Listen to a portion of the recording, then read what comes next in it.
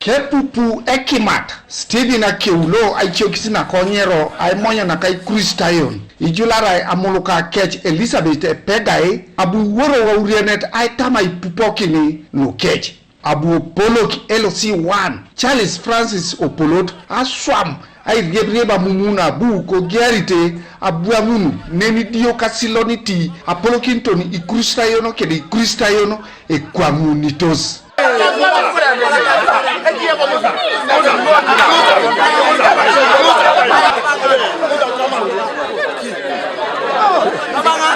Apollo Necholo LC1 Koedike Charles Francis Opolot Nisabalebe e prakatibu sagono lu itorono tere Amuluka neda eliptoringesi anyanaret achamun ai julare pegae otakanu aipuchu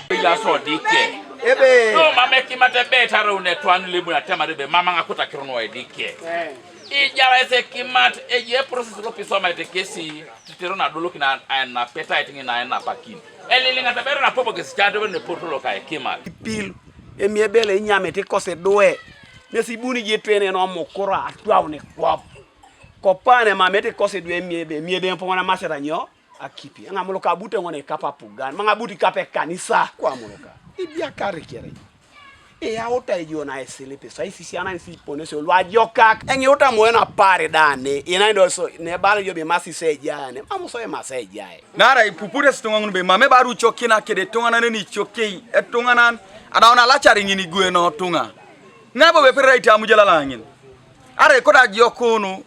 ai po epuchi laju kono kini ngini tonga na shepai ada roniari mambo bo etu said tipitete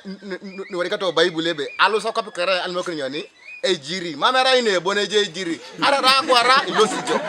mamera idike boneje aluko do bobo jenu be adiakare irimi jioda kedengoda ajengoda na bala boni be ti onyo utota Amuluka bana robodiaka konye ebale bible ba je unuska dai tim onyo ubera Amuluka obunene nei akeso tetero ne keriko na yi eyuara Amuluka epegai nyesabuo cham ebe edeniti nyese muebe konye ebe atumuna kalu ejae kesi takadikitosi nyesi ai bari okeki lokae kanisa kede ai chakirana ke neda ekaulo abu ilipia ai timio alimune no ai ba petwen kede paga mamenge ba pitori mamengo acha kutori koko a radio kitoi emie bane ido emie be kolo eja salu poko no apuga no kanisa mama pakine bgo kitori emie be ara ituko reka ara ngaro rekosi idwe lodi keke ditunga lodi kenyamete e pole sarao keda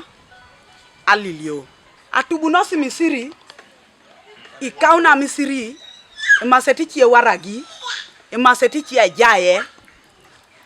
utasa bolio misiri konye kimata Stephen Akeu la chokisi na konyero nyesi ekolokina urianete abu olimo Ikristayon atitinyikin ai dare ununu ebongokini kwana anya naret koto danga ona jeni bi roni de kere duelu ka edeke idelu ka edeke erasi lo pasi kere nepete abuede ko ina koni bora kwa ai to som kotoma adoketa ina edeke amera kaneno konyo office kona tare alom na tara kiro dodo ni jukuna ngoda kiro ne otoma pakina yanga ikine diocese panga pedera buikine diocese som apana konyo no lom netane isanga ngoda ngina office so dokesa boykin so dani do ni soma Kanua TV East Tolbert Edaiti Kokumi District.